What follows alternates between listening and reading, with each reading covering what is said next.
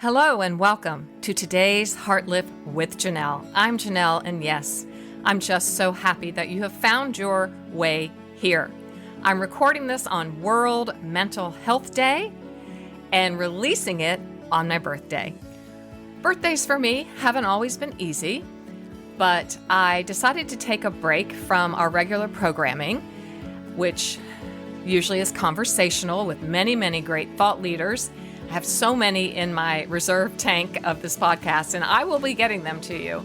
But I wanted to share my heart with you because it has been very full, and I like to be transparent with you as much as I can. But as I heard in an interview the other day, which really was just so well said by Donna Kelce, the mother of Travis and Jason Kelce, the two NFL football players. Travis plays for the Kansas City Chiefs and Jason for the Philadelphia Eagles. And I was listening to her interview because she's the first mom to have ever had two sons in the Super Bowl playing against each other. And of course, she was being asked some very personal questions. And just in case you haven't heard, there's been all the hubbub around Travis Kelce dating our Taylor Swift. And so the interviewer was asking her, some very private questions about her sons. And she said this, and it just framed exactly how I feel about talking about my adult children. She said, listen, I'll tell you anything you want to know about them when they were children, when they were in my care. But they are now grown men. And I do not have permission, nor do I even want to talk about their lives as grown men. They can talk about them when they want to and when they're ready. And I thought, oh, yes, because I am asked by you so often privately, either through our email, our private email, through our newsletter, or some DMs on Instagram or private Facebook messages, why don't I talk more about parenting my three adult children? There are mommy bloggers galore. And if I had had a mommy blog back in the day when I was raising my children, before the internet and cell phones, I am certain that I would have posted and talked a lot about raising my children. But now, as Donna Kelce framed it, they are adults. I have two adult daughters and one adult son. They are all married, and now they're having my little grandbirds. And I really can't talk about it unless I get their full permission and cooperation, because I just wouldn't do that. Do I want to? Yes, because I have found parenting adult children really mentally and emotionally challenging because, and here's why I say that, because they now can voice their opinions of our parenting. They can share what they went through that perhaps we had no idea they were going through. And just so many difficult conversations. At least that has been my experience and Rob's experience. We were very imperfect parents. I can say I believe my heart and the motive of my heart was good and that I did try my best. But as you know, and I have shared in the past, now when I do learn better or know better, I do better. I try to do better because I always believe we can do better. And so today I wanted to zero in on something that I wrote a lot about in Stronger Everyday 9 Tools for an Emotionally Healthy You. Tool 4, shifting from shame to grace and the practice of self-compassion. Because I do talk to a lot of parents of adult children, and I keep hearing a commonality in the voices of the moms, of course, because I speak more to moms than dads, of shame. That sneaky, underhanded, and highly toxic feeling. I write in Tool 4 on page 112 of Stronger Every Day, Therapist and author Hilary McBride states, shame is a reduction of the essence of being alive. It tells us there is something wrong with who I am at my core. I'm going to read that again. Shame is a reduction. Underline, circle, note, write this word down. Reduction of the essence of being alive. It tells us there is something, and I would add this adverb, inherently wrong with who I am at my core. So we know that Dr. Brene Brown says shame says this, I am bad. Guilt says I did something bad. And if you add to that an experience of any kind of childhood trauma, myself growing up in an alcoholic home, if you add to that any kind of trauma base, then shame has walked into your very being, into the fiber of your being. It's inherent. I didn't ask for shame to come into my life, but just being born into a family where the father or the mother or there's some secret sin, some secret shameful behavior going on, you just soak it up. You absorb it. I've talked about this before, but it's fresh on my heart today because I've just experienced it yet again in my life because shame, as I said, is sneaky, underhanded, and highly toxic. And as we're going to talk about in just a moment, I believe comes straight from the mouth and hand and work of the evil one that I call liar, capital Liar, in Stronger Every Day. We might know him as Lucifer or Satan.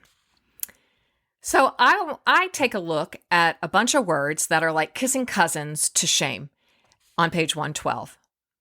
Shame. Here is the noun, the definition of the noun. A painful feeling of humiliation or distress caused by the consciousness of wrong or foolish behavior.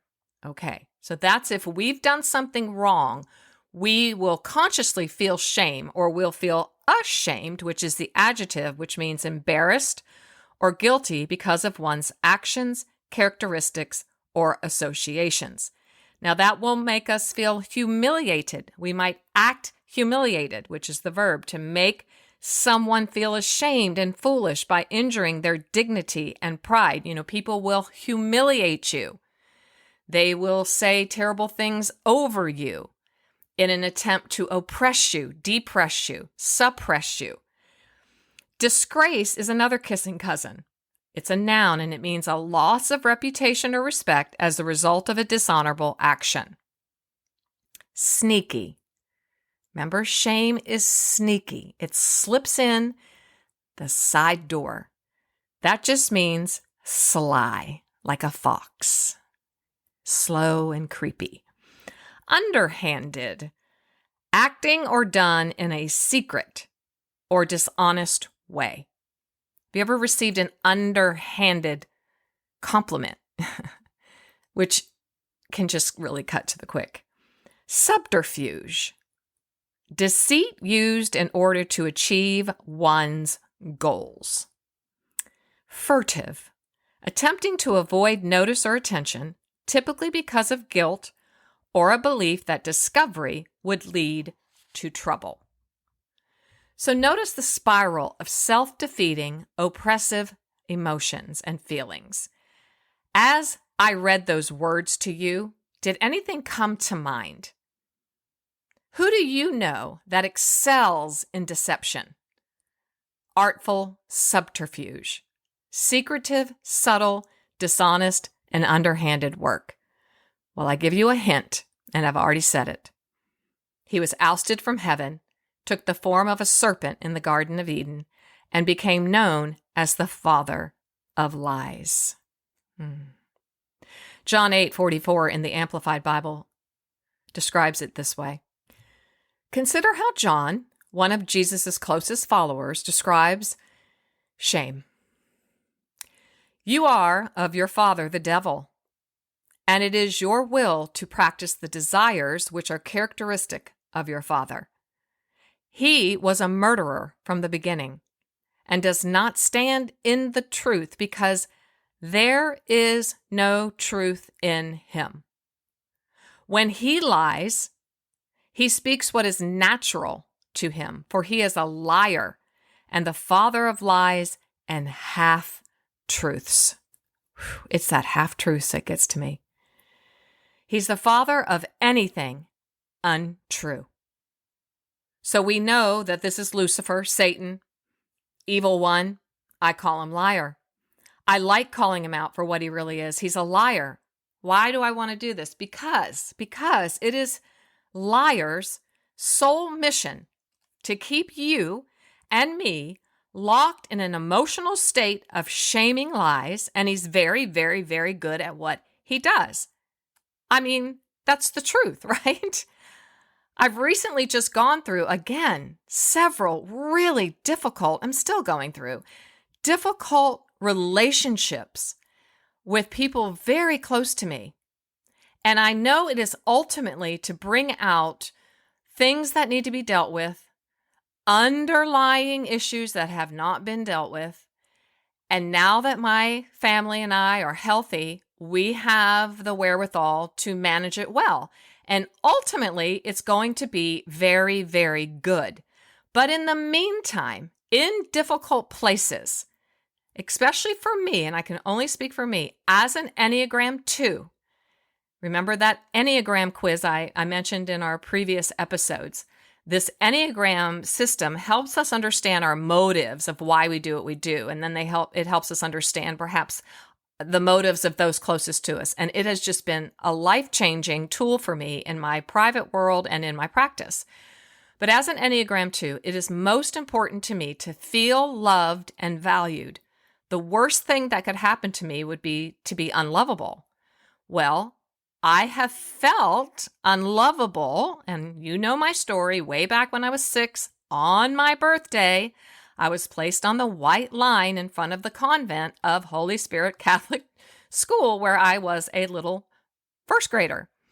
I was obviously talking too much, and so I was put on this white line that was right by the playground and just put there to be shamed, basically, publicly, that if you're on that white line, you've done something bad. And I'm 6, and I'm barely 6. I'm just young, brand new birthday 6. And I'm like, what is happening to me? I'm just being me, vivacious, redheaded, fiery girl. I'm just me. And I was put on that line, and my sister recalls hearing me just wailing and the nun telling her, leave her alone. This is for her good. Well, I now know in hindsight, because I have brought that into my present, I've made peace with it. I have put the Heartlift method all over it so that I could make sense of it, so that I could now try to live in more fullness. Well, when tough things happen and I start to feel unlovable, particularly if I'm just being myself, shame comes in and I just spiral. I go down a spiral. Maybe something that I am saying today is awakening in you, like, yeah, I know, that happens to me too. As I said, this is just going to be a very honest, it's not perfected. I haven't written it down. I'm just talking from my heart. That when we face something difficult, particularly today, I'm talking about in our close relationships, our intimate relationships with our husband, our wives, our children, maybe grandchildren or close friends. When something like that hits us to the core, if I, Janelle, possess secure attachment, it's going to hurt. I'm going to have strong emotions, but it won't cut to the quick that I'm a bad person. But for me, it still does, because I have insecure attachment, probably ambivalent, avoidant attachment. Because when something hard happens to me, I just want to run away. I just want to say, I'm done. I don't want to be married anymore. I don't want to be a mom anymore. I don't want to do any of this anymore. I just go to that deep, dark place. And because of the work that I've done here with you and in my practice, and in the writing of my books and all of the resources that I create for all of us to become whole, those experiences where I do spiral down are less and less and less. But I will admit that the last few weeks, the last few months, I've gone to them several times because it's just been hard. But I also believe it's because Satan, the father of lies, the deceiver, the evil one, really does not want me or you or our families to be whole. He doesn't want us to have healthy sense of selves. He doesn't. He wants us to stay trapped in our past histories, our old narratives, those rewind tapes in our brain that just put limiting belief over limiting belief over limiting belief. That's where he wants to keep us stuck. But Heartlifters, lean in with me here. We're not going to let him do that. We have to fight back. We have to love back.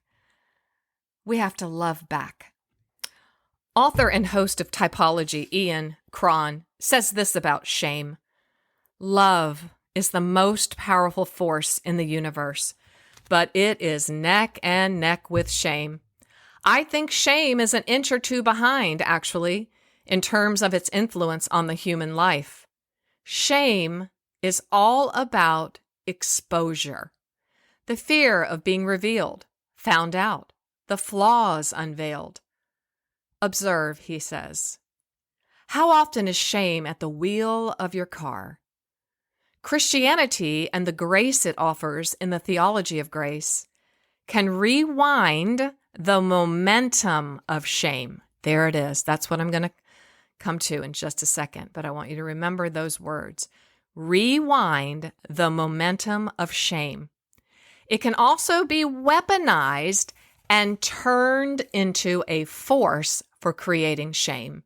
Shame is a shadow government running in our heads.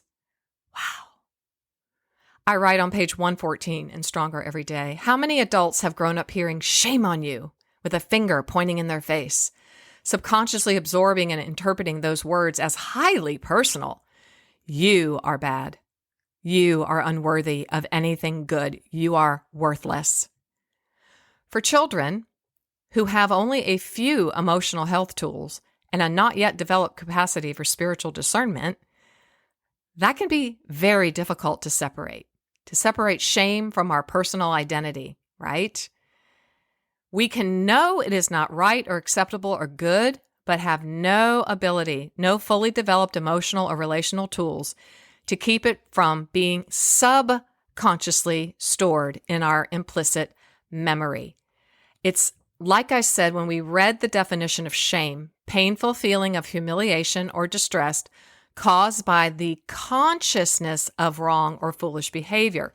But what I'm really addressing and speaking today about is that shame that has actually been placed on us, projected on us. We are not conscious at all. So therefore, we learned when we were little to cope. Somehow I had to cope with that shaming experience on the white line. And I guarantee you, in my little redheaded body, I said to myself, because I'm feisty, I probably said, I'm never feeling this feeling again. I'm not ever going to get put on the white line again. So guess what? I became perfectionistic. I thought I had to be perfect. I shut down my vivaciousness and my joy, my big joy, as they said to me in Kenya. We're going to give you the name McKenna, big joy. I shut it down.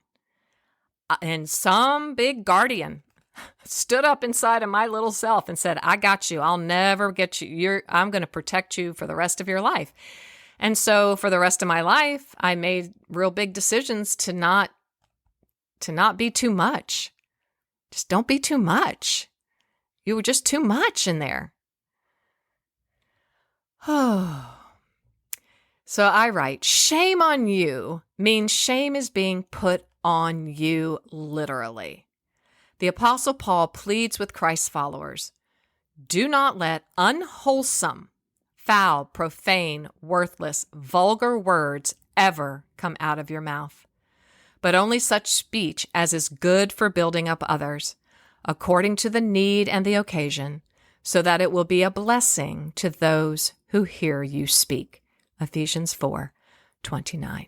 Words matter, Heartlifters. We can't shortchange how much impact they have on our personal development and the course of our future. Going back to shame researcher Dr. Brene Brown, she shapes the severity of shame's stronghold in these words. I define shame as the intensely painful feeling or experience of believing that we are flawed and therefore unworthy of love and belonging. Something we've experienced, done, or failed to do makes us unworthy of connection. I don't believe shame is helpful or productive. In fact, she writes, I think shame is much more likely to be the source of destructive, hurtful behavior than the solution or cure. I think the fear of disconnection can make us dangerous. So then I write on page 115, we have to learn a new language. And that is what season 13 is dedicated to, Heartlifters, learning a new language of love. Love is God's language. Shame is liar's language. Yes. Has there been a time in your life, perhaps like mine, where you were shamed publicly, secretly? It was projected onto you and you didn't even know it, but your little internal family system inside of you brought a guardian in, brought someone to protect you, and you created defense and coping mechanisms or made some inner affirmations like, I will be perfect then. I will never be put on this white line again. I have to be somebody else. I can't be my true self, because if I'm me and I'm too happy, too joyful, too much, then I'm just going to get shot down. And quite honestly, I have been many, many times in my life. So if we agree here today that love is God's language and shame is liar's language, I think that thought is affirmed by Dr. Kurt Thompson, one of our favorites here. He writes that this phenomenon, shame, is the primary tool that evil leverages, out of which emerges everything we would call sin. As such, it is actively, intentionally at work both within and between individuals. Shame's goal is to disintegrate any and every system it targets. I'm repeating that. Shame's goal is to disintegrate any and every system it targets, be that one's personal story, a family, marriage, friendship, church, school, community, business, or political system. Its power lies in its capacity to be subtle and its silence, and it will not be satisfied until all hell breaks loose. Literally. In a self-absorbed society such as ours, lies are being told. It's painful to stand by and watch women, much like you and me, believe these lies. Our stories might be very different or very similar, but one thing's for sure, shame, its subtle tactics, and all of its shame attendants, well, they'll just do anything and everything in their power to keep us in a state of feeling reduced, humiliated, and devalued.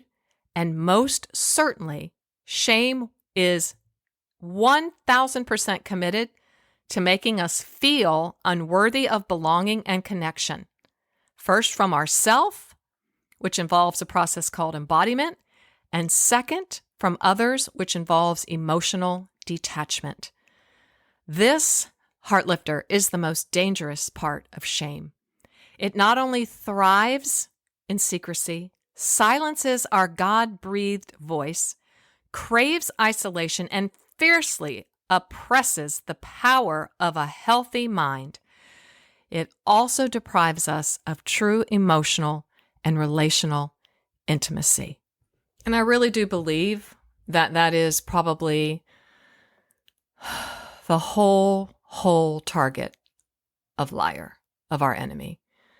It's because he wants to destruct our relationships with our partners, husbands, wives, children, grandchildren, close, intimate friends.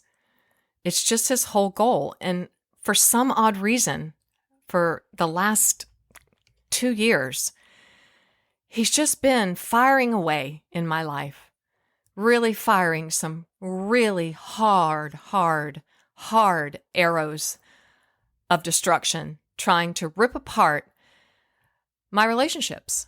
And I'm so grateful for the work that I have put into becoming whole, because I have an increased awareness. But I will let you know, it's still hard. I was telling 2 clients this morning that I'm working with, it's not a magic wand. You've heard me say this. I wish I could wave it. Maybe there's a piece I'm missing. I'm not quite sure.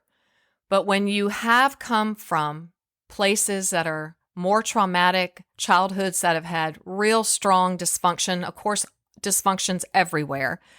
And now we have a world that is just on fire, literally on fire. Every day, a new terrifying story of destruction, the most recent, our beloved Israel.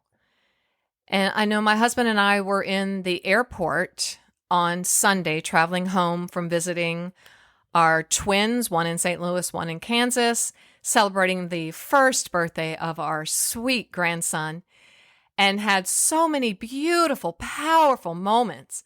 And of course, we were exhausted. We had worked hard, played hard, and had been traveling. And so we were exhausted. Well, we had a 3-hour layover and our flight was going to take off right at lunchtime. So we thought, okay, let's just walk around to all the concourses. There's 3 of them. And see what good food we can take with us on the plane. We were having fun. We were laughing. Everything was good. And then all of a sudden we heard this announcement that said, what we thought said, stop boarding all planes. Attendants, stop boarding all planes. Well, we thought it said planes. But then we thought, well, maybe we better get back, because we were 2 concourses over and we thought we better get back and see what's actually going on. Well, when we came to get on the escalator to go down to make our way to the trains that were going to take us back to our concourse, it was as if a flash mob had come. I mean, I don't know where all these people came from. There were hundreds and hundreds. It was like a riot in a sense. And we were shoulder to shoulder and pushed. And I didn't have on a mask. And I'm just freaking like in my mind going, what is going on? I'd never sincerely been in a situation like that since high school. And we just didn't know what was happening. And so finally, the train doors opened and everyone just swarmed in them. And I saw a stewardess and I said, ma'am, do you have any idea what's happening? And she just was stoic and I have no idea. And then we heard that there had been a problem with the trains. And so they were telling the train attendants and engineers to stop for a while and let things get caught up. So it wasn't stop boarding all planes, it was stop boarding all trains. And I looked it up on my phone and saw that they'd been having trouble with the train over the last few days and saw pictures of the same kind of mob. I don't know. It was just draining. It was traumatic. It was like, oh my goodness, I can't even believe this. And at that very opportune moment, Liar himself walked in. And of course, Rob and I got very agitated with one another over something very silly, a misunderstanding, something, it just shouldn't have done that. But shame came creeping in and I just spiraled. I'm going to be honest. I just spiraled and I thought, I'm done. I'm good. I just want to leave and run away and all the things that I seem to go down in my brain when I am exhausted and when Liar comes in and starts shaming me. And why do I share this? Because I have a feeling you can relate. If you can't, you might know someone who can. If so, I hope you share this with them. But about 20 minutes into the spiral that's going on in my thought life, the very dark, intrusive thoughts that I know I don't want to be having, I was able, because of the work that I have put into practice in my life, I was able to catch a few collective breaths. Rob was able to as well, because he's been doing his work too. And we were able to both go, okay, enough. We don't want to go down this road. That's exactly what we both said. We're not doing this anymore. This is not what we do. We do not go down the shame spiral. We do not do the shame shutdown. I write all about that in Overcoming Hurtful Words and in Stronger Every Day. We're not doing the shame shutdown. No, because we are going to put grace in action. We are going to choose love, deliberately choose love over hate, over hateful words, over hurtful words. We are going to come back into our body. That's embodiment. We're going to come back into our skin, and we are going to know that we're loved, that we are both very loved. And we looked into each other's eyes, gave each other that assurance, and we moved on. I'm not sure that's helpful, but I hope it is, because there is a process in that.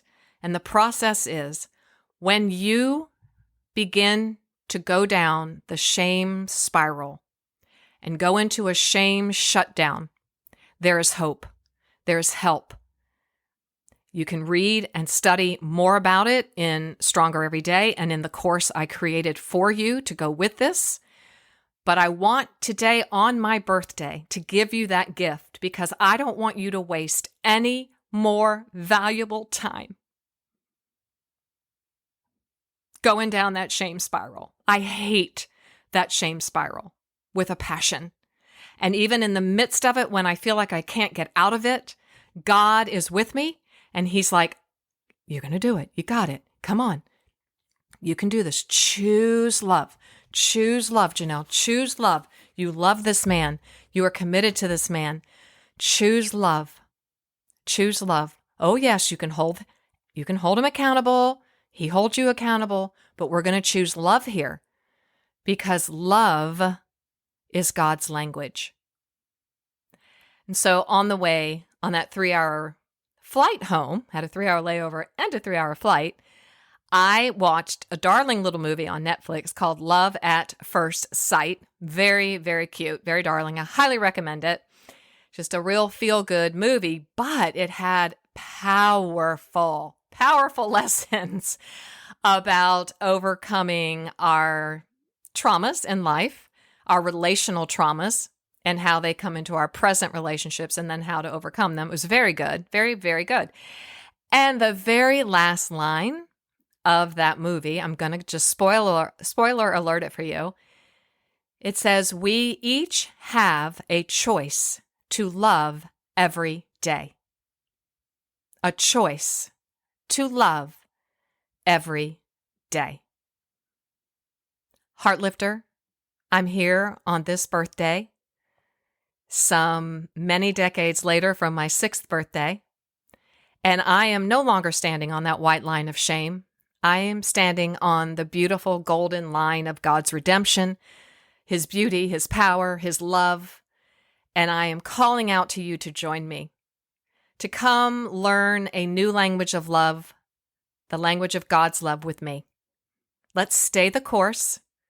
Let's keep moving forward, making baby steps towards our wholeness and our healing, and let's do it together.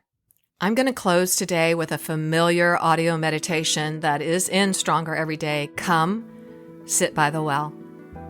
This is my gift to you on my birthday. It is my deepest prayer and my greatest hope that you will come to know the lavish love of your Heavenly Father, who will never put you on a white line of shame, but will only lead you into a beautiful, meaningful life filled with grace and hope. Come, sit by the well. You've had a long journey, and I know you are tired. I've seen your tears and heard your weeping. You thought no one cared. No one understood. No one saw how hard you were trying. I care. I understand. I see your efforts. Most importantly, I know your heart. I see you.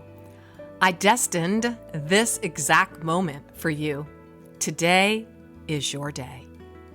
Today I want to ask you to do something for me. It's different. It might be shocking, but it will bring you to your deepest desire and unfulfilled longing. The one that you've been afraid to even voice. The one you've whispered on your pillow at night. Come, sit by the well. Today, I want you to stop trying so hard to be perfect. Stop trying so hard to make everyone happy. Stop trying so hard to make me proud. You are enough, just like you are. Do you hear me? You are enough. You can never disappoint me, fail me, or cause me to leave your side. I'm not going anywhere.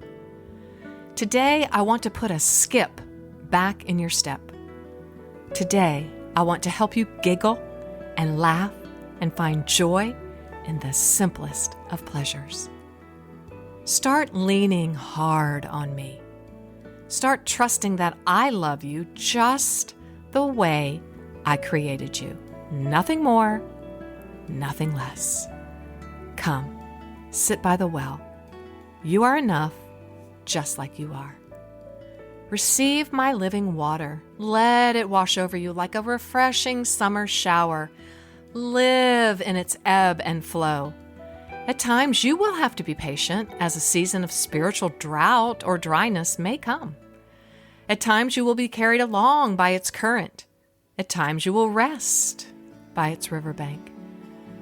But always, always, dear one, come, sit by the well. Thanks for listening today. It was great having you here. For even more great content and resources, please join the Stronger Everyday online community at JanelleRaridan.com. Always remember, you, my friend, have value, worth, and dignity.